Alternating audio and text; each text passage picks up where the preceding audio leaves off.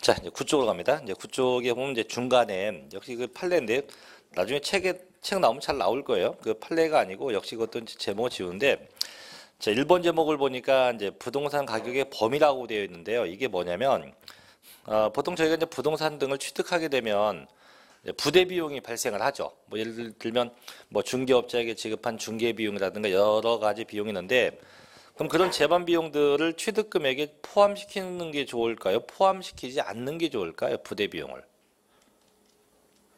그죠? 당연히 부대 비용을 포함 안 시켜야죠. 왜?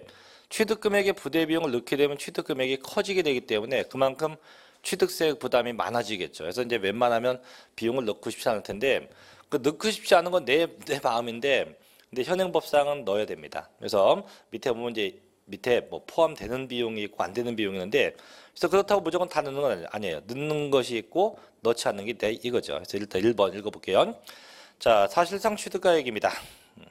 취득가액 쭉 보면 밑에에 따른 취득가격 연부금액은 취득 시기점으로 그 이전에 해당 물건 취득을 하기 위해서 상대방 제3자에게 지급했거나 혹은 지급해야 할 직접 비용과 다음 중 어느 하나에 해당하는 간접 비용의 합계액으로 한다. 결국은 일정한 비용에서는 그 비용을 포함시킨다는 얘기죠. 다만 자, 그 취득대금을 일시급은 한꺼번에 다 주는 거예요. 다 주는 조건 하에서 일정액을 할인받았다.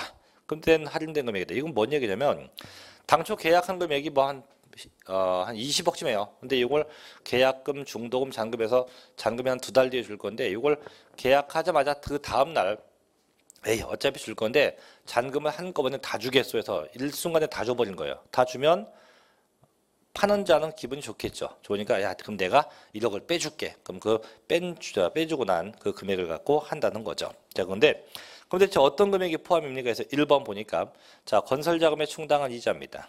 2번 할부나 연부계약에 따른 이자입니다. 다만 이하 밑줄. 다만 법인이 아닌 자 그럼 누구 개인이요 개인이 취득할 경우는 이땐 취득가액에서 제외요. 즉 할부이자와 연체이자는 누구만 포함한다. 취득자가 법인일 때만 포함하고 개인은 포함하지 않는다는 얘기예요. 또 세 번째, 농지법에 따른 농지보전 부담금. 네 번째, 취득에 필요한 용역을 제공받고 지급한 용역비. 다섯 번째, 취득대금 외에 당사자 약정에 의한 조건 부담액. 여섯 번째, 너무 길다 해서 매각 자손. 약간 이런 건 다 포함된대요. 그 다음에 밑에 2번, 다음은 포함하지 않는데요. 그래서 첫째, 취득한 물건의 판매를 위한 광고 선전비. 둘째, 전기사업법이나 도시가스법상 부담한 분담 비용.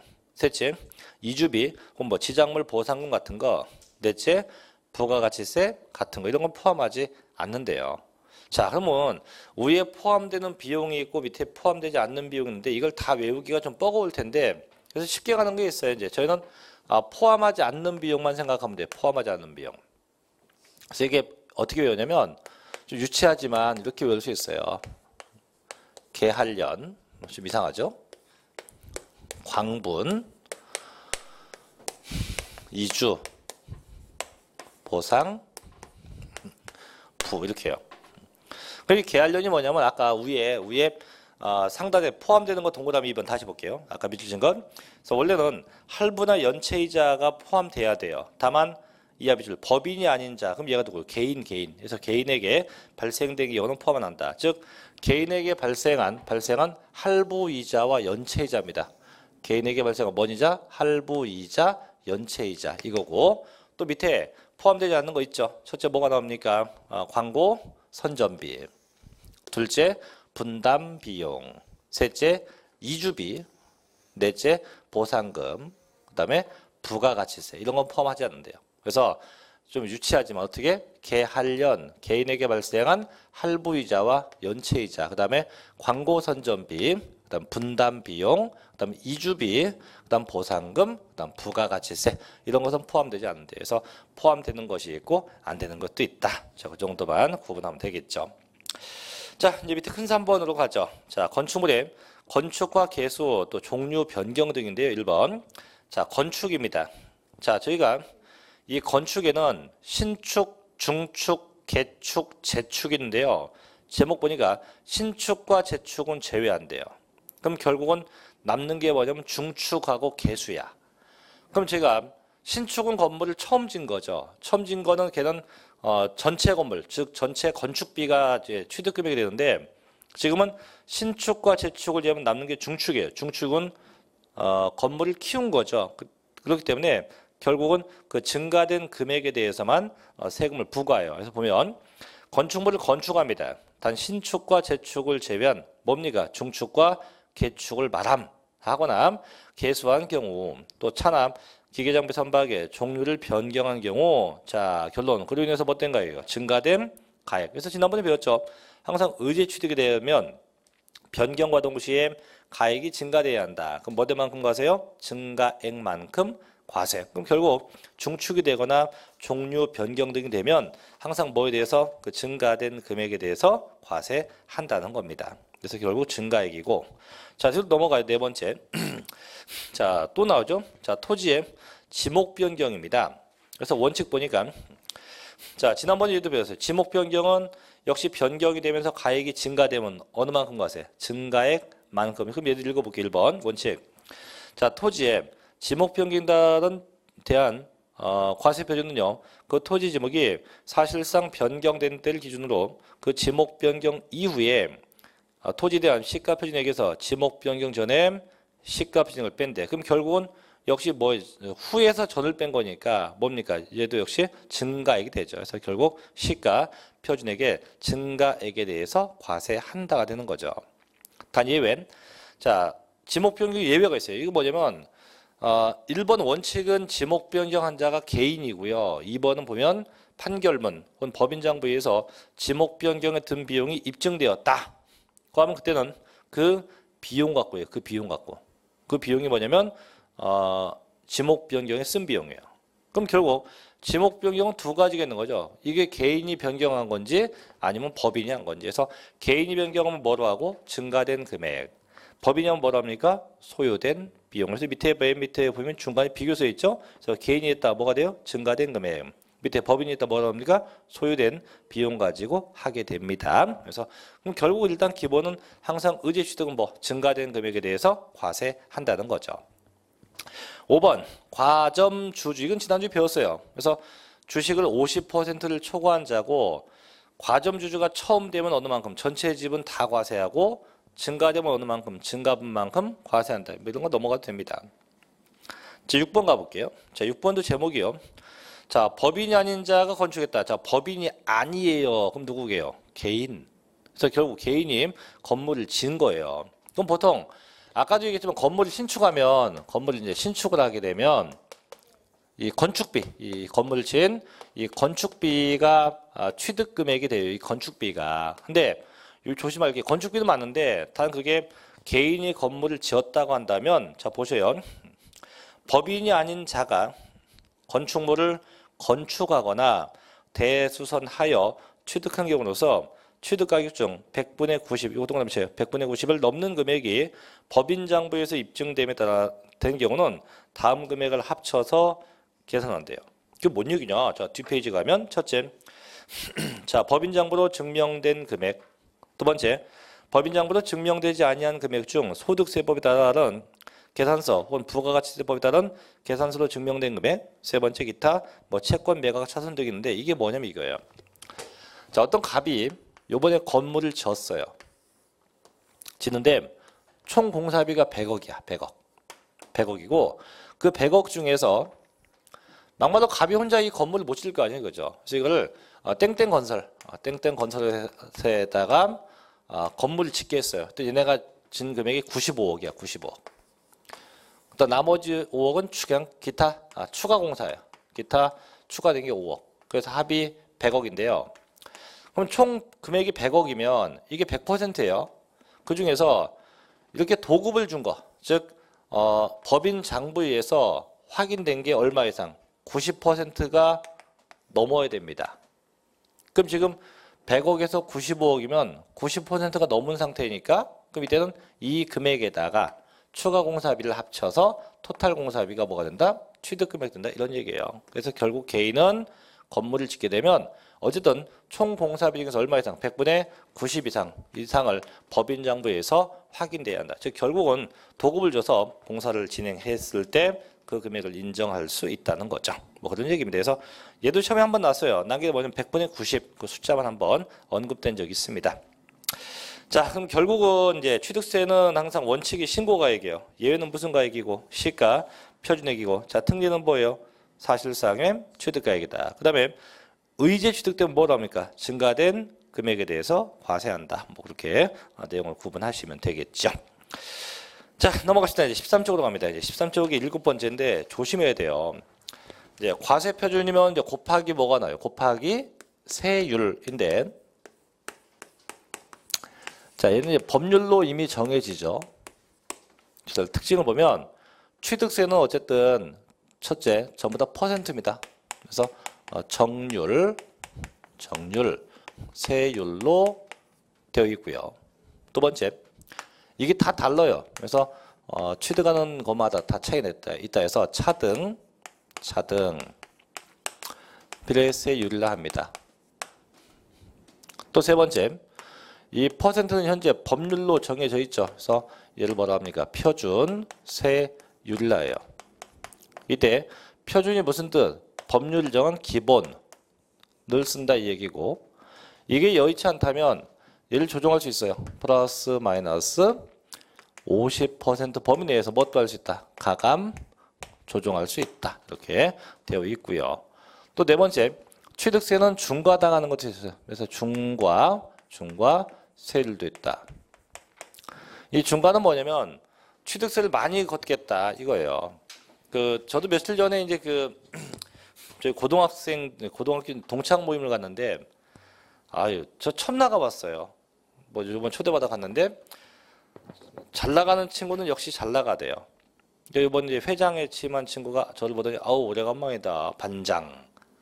제가 반장이었거든요. 그래서 그래 오래간만이다. 뭐 축하한다 회장을. 그랬더니 이제 그 친구가 저보고 뭐 하니요. 그래서 그냥 조그맣게 뭐 해 했더니 먹고 살 수 있겠니요. 먹고 살 수 있어. 얼마나 버니요? 한 달에 한 200 벌어. 그랬더니 인생을 왜 그렇게 사니요? 그래 너 뭐하니 했더니 조그맣게 뭐 한대. 자기는 좀 조그맣게 가지고 좀 사업을 크게 한대요. 그 옆에 있는 친구들도 야 쟤 돈 많이 벌어. 저 새끼 돈 벌어갖고 타워팰리스 사서 이사 갔잖아. 이렇게 얘기해요. 땅도 샀대 또 얼마 전에. 그러더니 나 뭐 좀 벌지 이러고 있어요. 근데 다시 저한테 야 너 내 밑에 와서 일할래? 이러는 거예요. 기분 되게 나쁘더라고요. 그래서 그런 거 보면 솔직히 배 아프잖아요, 그죠? 배도 아프고, 아유, 저씨, 근데 저의 그 답답한 이 배 아픔을 정부가 해결해줘요, 정부가. 아까 그 친구 산 집이 무슨 집? 타워팰리스입니다, 도곡동에. 이 타워팰리스는 되게 비싼 집이에요, 그죠? 저희가 근데 흔하게 말하는 고급 주택이에요. 그럼 얘는 국가는 나의 배 아픔을 취득세가 해결해줘요. 취득세가 엄청나게 많이 냅니다, 엄청나게. 그래서 법은 참 공평하다, 그죠? 왜 공평해? 나의 배 아픈 걸 누가 해주니까? 정부가 해주니까. 그래서 일부 취득재산은요, 정부가 세금을 많이 걷는 것도 있다. 그걸 뭐라 합니까? 중과세율이라고 이야기합니다. 근데 이제 그러고 나서 모임이 끝났을 거 아니에요, 그죠? 끝나고 이제 제가 어딘가에 전화를 했지. 어이, 김 기사 차대. 그들 다 쳐다봐요. 저 뭐야? 근데 실제로 나서 이제 저희가 이제 그 호텔에서 모임했는데, 이제 1층에 다 나갔을 거 아니에요. 나가서 이제 딴 애들은 다 주차장에 차 있는데 제 차만 호텔 현관 앞에 차가 딱 서 있는 거예요. 그러니까 야, 나 갈게. 타고 왔는데 그 김 기사는 뭐 김 기사입니까? 애기 엄마지. 근데 선팅을 지나게 안 보일 거 아니에요. 앞에 있는 운전수가. 그래서 갈게 탔더니 가는데 전화가 무지 왔어요. 너 정체가 뭐냐? 그 아까 회장된 친구가 제일 먼저 왔어요. 너 뭐 하는 놈이냐? 그래서 나 조그맣게 뭐 한다니까. 얼마 버냐? 200만 원 번다니까. 그랬더니 자꾸 끼우뚱해요. 그러더니 만나재요. 그래 좋다. 그래서 내일 만나 그랬어요. 내일 목요일 내일 강남 수업이니까. 내일 그냥 강남 수업 오해 보자. 근데 내일 기사 없는데 큰일 났네. 자, 그래서 이제 13쪽에 이제 1번 갑니다. 이제 제목이 부동산 취득의 뭐 표준세율과 중과세율인데 1번. 자, 표준세율 돼 있죠. 이 표준세율이라는 게 이게 뭐냐면 이제 정부가 정해놓은 거죠. 그래서 정부가 정한 고율을 써야 돼요. 다만 그게 여의치 않다면 플러스 마이너스 50범위 내에서 뭐 할 수 있다? 가감 조정할 수 있는 건데요. 그래서 일단 중요한 건 그 이제 중간에 표 하나 있죠. 표. 죄송한데 이 표를 좀 외우셔야 됩니다. 이걸 취득 방법 또는 취득 대상이 뭐냐에 의해서 다 달라지죠. 그죠? 이걸 반드시 다 숙지해야 됩니다. 그래서 한번 저도 외워볼게요. 자, 취득세 세율 보면 첫째, 여기에 제목이 표준세율.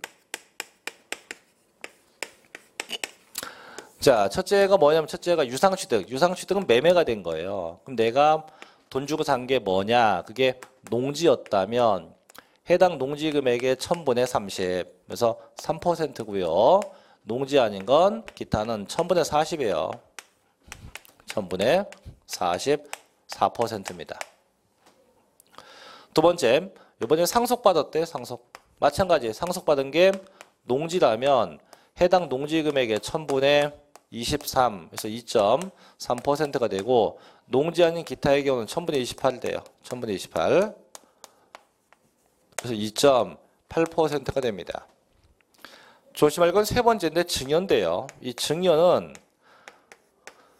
조심할 게 뭐냐면 무엇을 받았냐가 아니고 누가 받았냐입니다. 얘만큼은 누가 증여받았냐. 증여받은 애가 누구냐. 그래서 첫째, 그게 비영리자, 즉 학교라든가 종교단체가 받게 되었다면 1000분의 28이 돼요. 2.8%가 되고 둘째, 일반인, 즉 개인 간의 증여가 되었다면 1000분의 35가 됩니다. 35, 3.5%가 됩니다. 네 번째, 자, 네 번째가 원시취득이에요. 원시는 크게 두 가지, 신축이나 중축입니다. 대면에는 1000분의 28. 그래서 2.8%만큼 과세가 되고 마지막은 각종 분할취득, 분할취득은 1000분의 23이 됩니다. 그래서 2.3%만큼 과세해서 쭉 해서 내용 정리가 돼야 됩니다. 그래서 조심할 건 바로 증여. 그 다음에 하나 더, 유상취득이 매매인데요. 매매된 것 중에 조심할 게 뭐냐면 바로 주택이에요. 주택에 대해서만큼은 또다시 별도의 세율을 씁니다. 주택에 대해서만큼은. 그래서 내가 취득한 주택 금액, 주택은 취득한 금액별로 나누어요. 그래서 내가 취득한 집값이 6억 원 이하다라고 하면 해당 집값의 1000분의 10, 1%가 되고 그 집값이 6억 초과인데 9억 이하다. 9억 이하가 되면 이때는 1000분의 20이 됩니다. 2%가 되고 셋째, 내가 취득한 집값이 9억이 넘었다. 9억 원이 초과되었다가 하면 1000분의 30, 이건 3%가 과세가 돼요. 그래서 똑같은 유상 취득인데 매매가 됐음에도 불구하고 주택에 대해서만큼 예외 규정, 이렇게 금액별로 예외 규정을 쓰고 있어요. 그 다음에 또 하나 볼 게 뭐냐면 이 농지인데, 그럼 대체 농지가 뭐냐 이건데, 농지는 뭐예요? 농지지. 그래서 현행법은 네 가지예요. 있는 게 논, 밭, 과수원, 목장, 네 가지가 농지. 그래서 논밭, 과수원, 목장 네 가지가 농지고, 그래서 이렇게 해서 꼭 구분해서 알아둬야 됩니다. 이제 그 표를 다 외웠다고 가정을 하면 돼요. 이제 가정을 하시고, 자 넘겨볼게요. 이제 그 다음에 가면,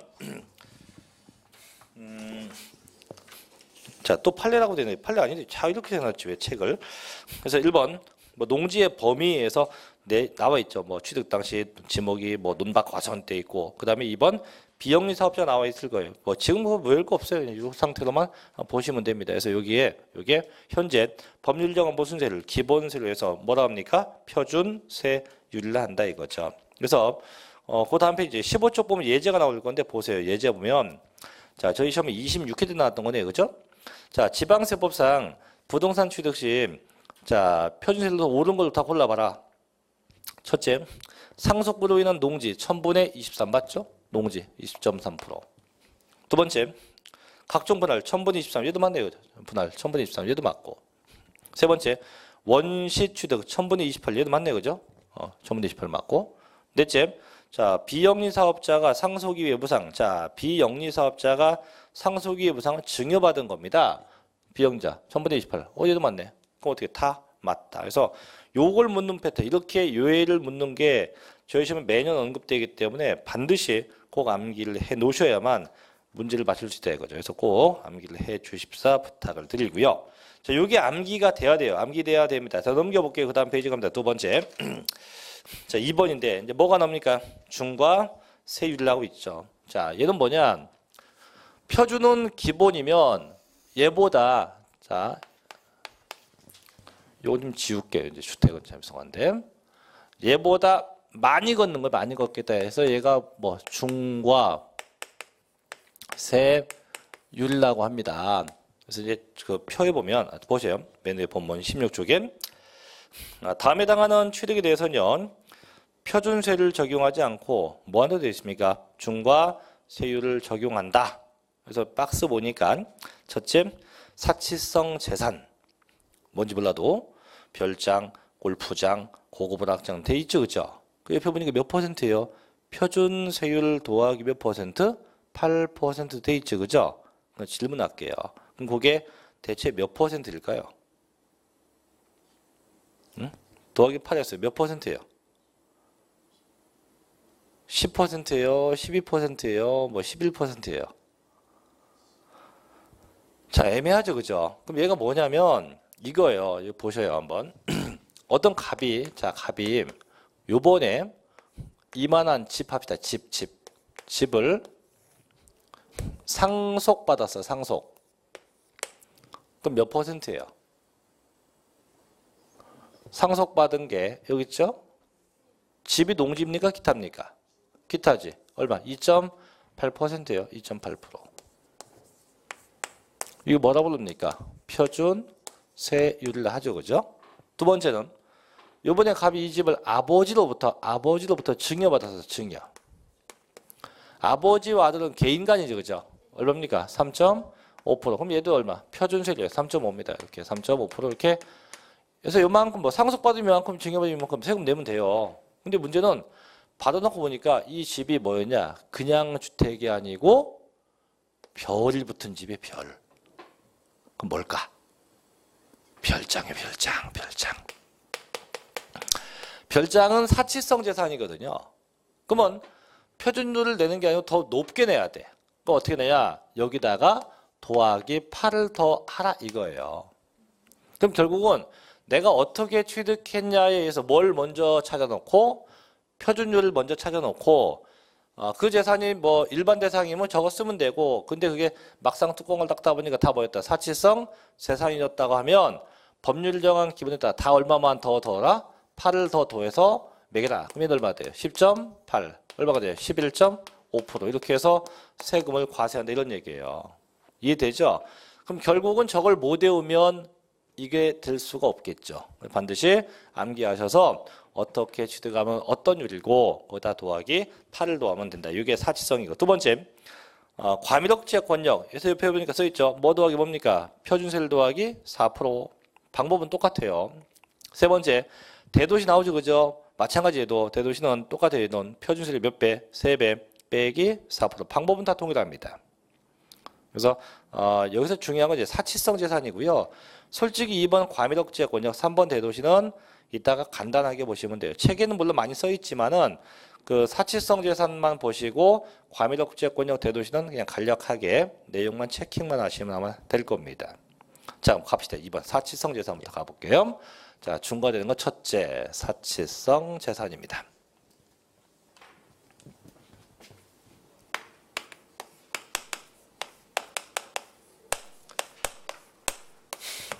자, 사치성 재산 대체 몇 퍼센트냐? 얘는요. 표준 세율 더하기 아까 몇 퍼센트예요? 8%라고 돼 있죠?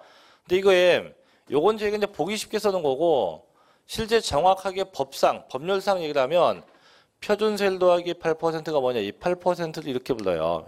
이렇게 중과 기준 세율의 100분의 400을 합친다라고 합니다. 뭐에? 중과 기준 세율의 100분의 400. 그럼 대체 중과 기준 세율 얘가 뭡니까? 얘는 무조건 2%예요. 그래서 2%에 400은 몇 배? 4배, 4배. 그럼 2% 되니까 얼마? 8%를 더한다 이거죠. 자, 읽어보게 본문이요.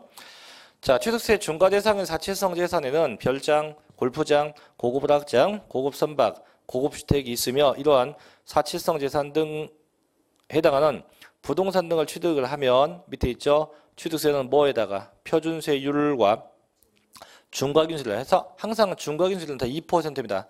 그 2%에 100분의 400 몇 배? 4배를 합쳐서 계산된 금액을 그 세액으로 한다 이거예요.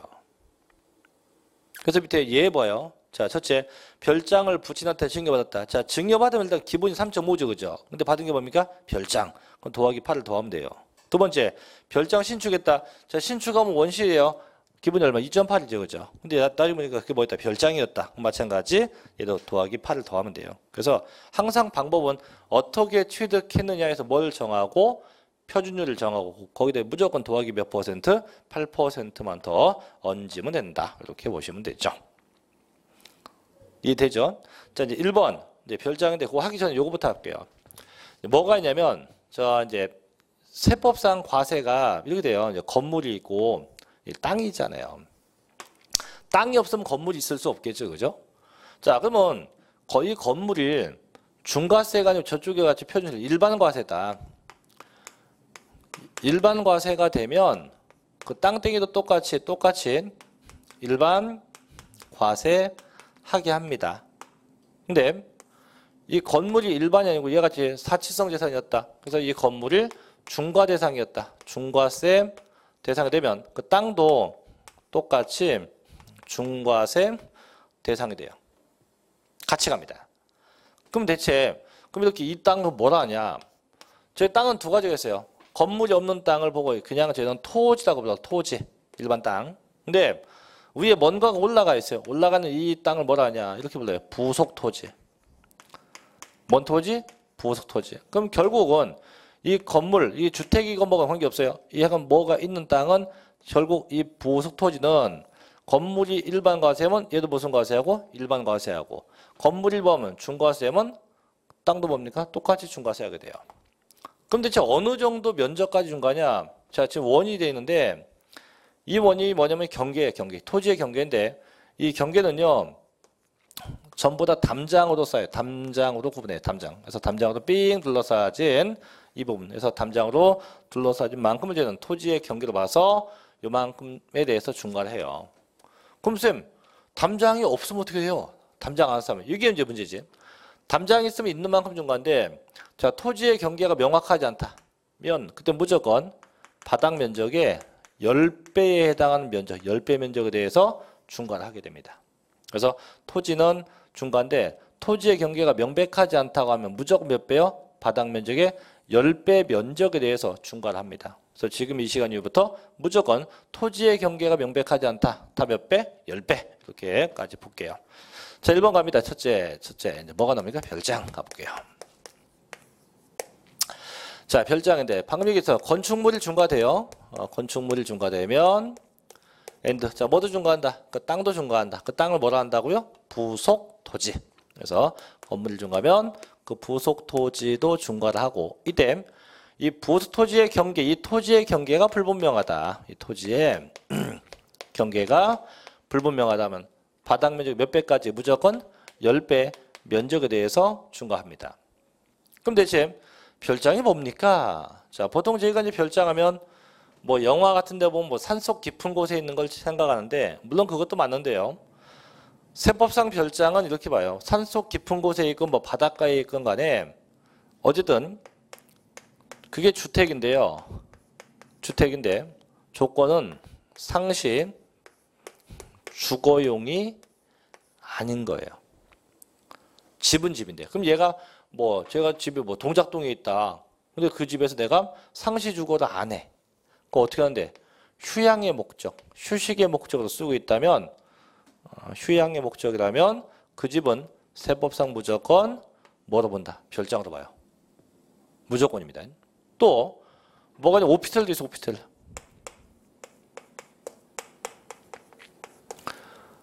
얘는 용도가 두 가지죠. 주거용도에 있고,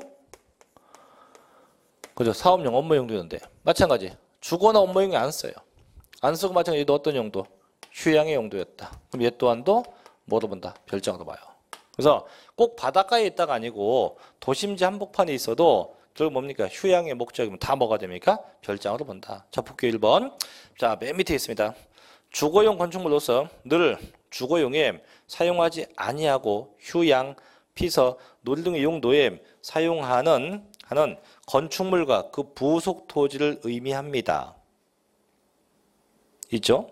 또 그 뒷페이지 메뉴에서 세 번째 줄 보면 주거 외에 용도로 겸용할 수 있도록 건축된 오피스텔 혹은 이와 유사한 건축물로서 사업자 등록증 등에 의해서 사업장으로 사용하고 있음이 확인되지 않는 것도 뭐로 봅니까? 마찬가지 얘도 별장.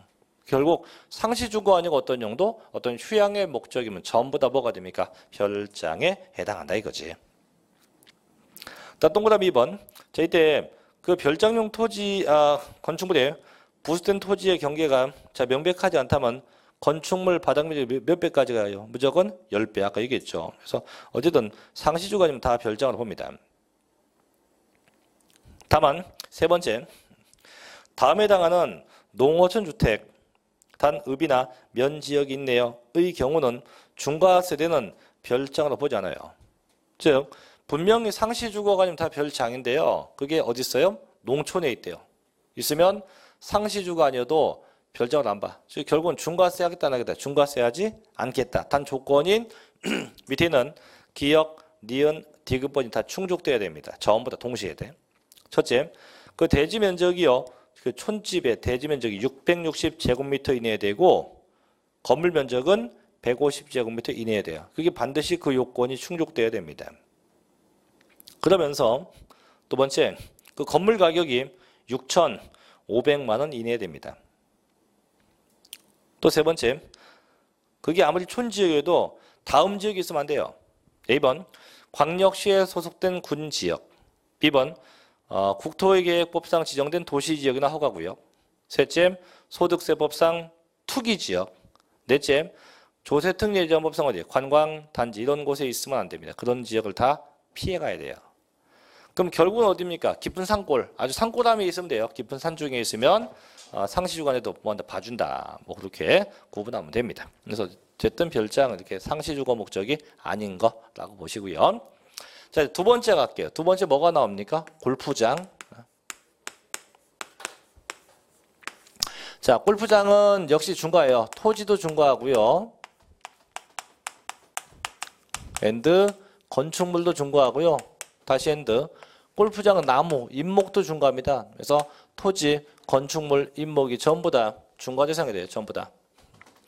다만 골프장도 조건이 있어요. 중과할 때 다 중과가 아니고 첫째 반드시 회원제입니다. 회원제 골프장에 한해서 중과해요. 반드시. 두 번째 골프장은 반드시 원시 취득돼야 중과합니다. 원시 취득돼야 중과한다. 그럼 대체가 언제가 원시냐? 골프장은요. 골프장 졌을 때가 아니고 골프장 한다고 등록할 때 이 등록할 때가 원시 취득 시점이에요. 뭐 할 때? 등록할 때. 다만 이 등록에는 변경 등록이 포함됩니다. 그래서 일반 등록이나 변경 등록이 포함돼요. 그래서 변경 등록이 포함돼서 돼요. 다만 얘가 등록 안 했다. 등록 안 하면 사용할 때, 사용했을 때 중과하기도 합니다. 그래서 골프장 이렇게 보면 돼. 그래서 골프장은 등록하거나 혹은 변경 등록하거나 사용할 때 중과한다. 자, 세 번째 갑시다. 자, 3번 바로 넘어갈게요. 자, 3번 뭐가 나옵니까? 명칭이 고급 오락장인데요.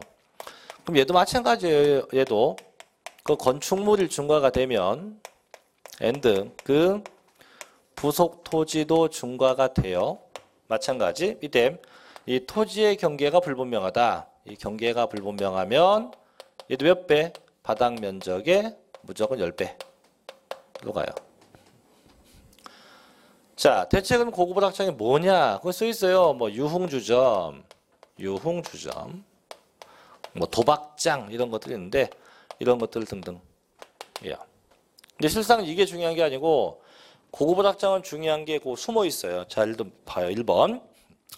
자, 고급 오락장은 도박장, 유흥주점, 특수 목욕장, 그 밖에 이와 유사한 형태의 용도에 사용되는 건축물 중 대통령령이 정하는 건축물과 그 부속 토지입니다. 이게 중요한 게 아니에요. 중요한 건 다만이야, 밑줄 다만. 고급 오락장 건축물을 취득한 날부터 30일입니다. 상속이 되면요. 상속기에 실속한 달의 말부터 실종되면 실종 선고일 속한 달의 말부터입니다. 각각 6개월, 납세자가 외국에 주소가 있으면 언제 9개월 내입니다. 이내에 고급 오락장이 아닌 용도에 사용하거나 고급 오락장이 아닌 용도에 사용하기 위해서 용도 변경 공사에 착공하면 중과하지 않습니다. 즉 결론 뭐냐면 용도 변경이에요. 그럼 아까 별장이나 골프장은 그런 얘기 없었거든요. 얘는 있어요. 그게 뭐냐 아마 이거. 내가 뭣도 모르고 취득했어요. 취득했는데 어메 그 물건 보니까 뭐였다? 고급 오락장이었대요. 그게. 그럼 60일 내에 원래는 아까 며칠 내에 60일 내에 이제 신고 납부해야 되는데 세금이 엄청 많다는 거죠. 안 되겠다. 에이 돈도 없고. 그래서 취득하고 나서 며칠 내에 30일 내에 뭘 했대요? 용도 변경을 하면 중과세 있다 없다? 없다. 그 얘기예요. 그래서 신고 납부 전에 용도 변경 하든가 용도 변경 공사에 착수하면 돼요.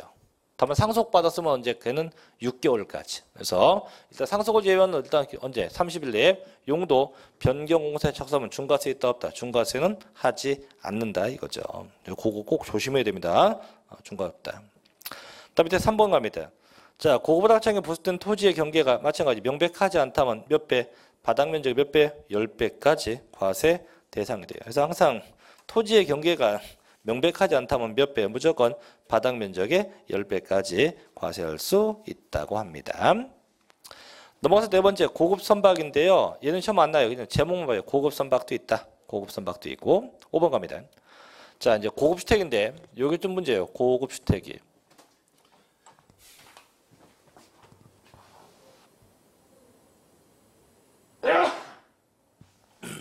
자, 고급 주택은 큰 집일까요? 비싼 집일까요?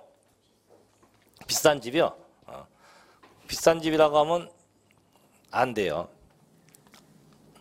크고 비싼 집이에요.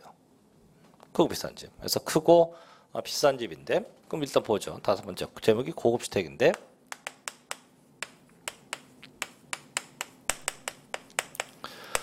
얘도 마찬가지. 얘도 건축물이 중과가 되면요. 그 부속 토지도 함께 중과가 되고요. 마찬가지 얘도 이 토지의 경계가 불분명하다. 이 토지의 경계가 불분명하다면 무조건 몇 배? 바닥 면적의 10배까지 과세 대상이 됩니다. 되는데 대체 고급 주택이 뭐냐? 자, 보세요. 일단 저희 세법상 이 주택은 두 가지가 있어요. 첫째 나 홀로 집에 단독 주택이 있고요. 여러 명이 집에 공동주택 두 가지에서 단독주택이 있고 공동주택이 있다. 그럼 이제 단독주택은 이런 거죠. 뭐 이렇게 나 홀로 사는 집이니까.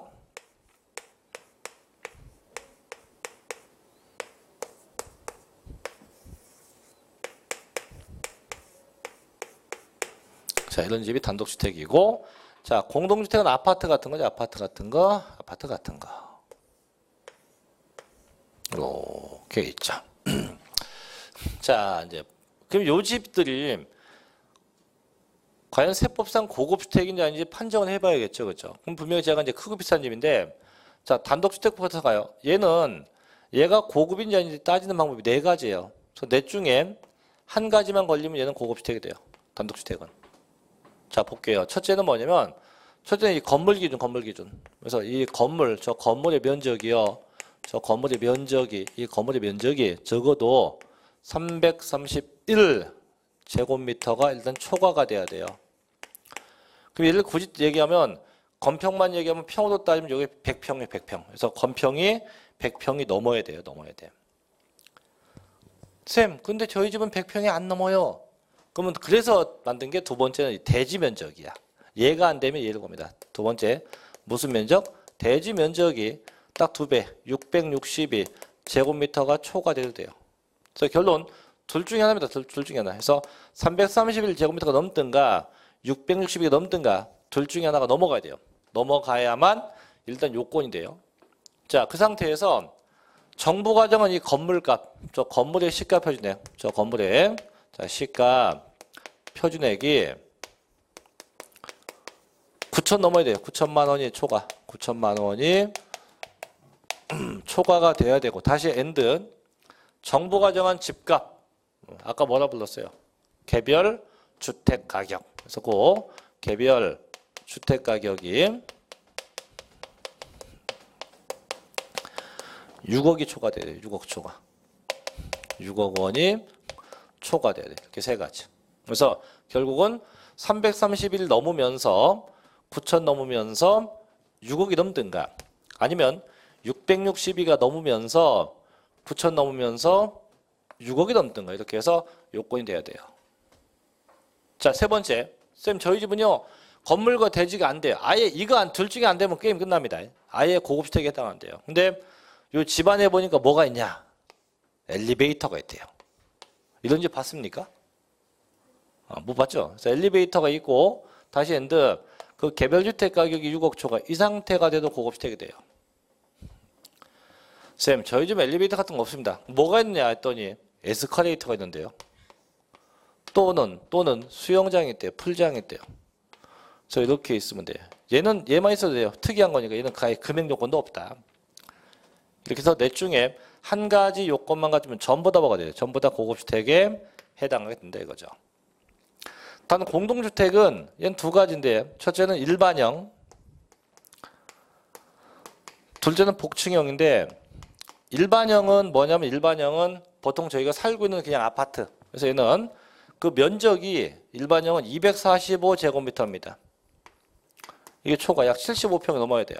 넘어가면서 엔드 정부가 정한 아파트값 매매가가 아니에요. 정부가 정한 집값이 공동주택 가격이 6억이 넘어야 돼요. 6억 초과.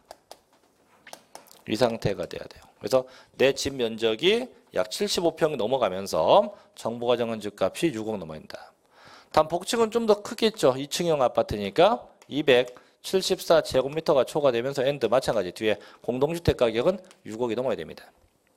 그래서 아파트 같은 경우는 엘리베이터 이런 거 없어요. 무조건 면적과 금액 조건밖에 없다. 그래서 그게 이제 밑에 보면 도표로 되어 있죠. 그죠? 그래서 그렇게 해당 금액이 초과 뭐 표가 나오는데 자, 이제 얘도 주의할 게 이제 요 숫자도 중요한데 얘도 중요한 게 뭐냐면 자, 위에 본문 고급주택 본문 봐요. 본문에 세 번째 줄 끝에 갑니다. 다만 주거용 건축물을 취득한 날부터 30일 돼 있죠. 상속은 상속기일 소관 다른 말부터 실종되면 실종 선고일 소관 다른 말부터 각각 6개월 상속받는 애가 외국에 있으면 9개월 냅니다. 이내에 주거용이 아닌 용도에 사용하거나 고급주택이 아닌 용도에 사용하기 위해서 용도 변경 공사에 착공한 뭐한다 제외한다.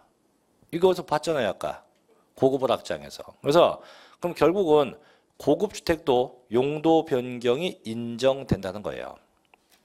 그럼 사치성 재산이 5개거든요. 별장, 골프장, 고급 확장, 고급 선박, 고급주택 5개인데 그 중에서 용도 변경 인정되는 거 몇 개? 2개. 뭐하고 고급주택하고 고급 확장이에요. 그래서 언제까지 한다? 취득일로부터 며칠 내? 30일 내. 상속은 6개월이나 9개월 내 용도 변경하든가 또 용도 변경 공사에 착수하면 자, 중과세 있다 없다? 중과세 하지 않는다 이런 얘기예요. 자, 그럼 결론 칠게요. 그럼 사치성 재산이 지금 5개인데 여기서 중요한 건 3가지만 기억하면 돼요. 별장하고 고급 확장, 고급주택. 이 3개만 기억하면 되고 다시 그 중에서 고급주택하고 고급 확장은 뭐한다? 용도 변경을 인정해 준다. 그렇게만 숙지하면 됩니다. 자, 여기 있고 자, 넘겨서 이제 20페이지로 갑니다. 20페이지 세 번째 이제 과밀억지의 권역이라고 나올 건데 자, 여기부터 좀 쉬었다가 이어서 하겠습니다. 좀 쉬었다 할게요.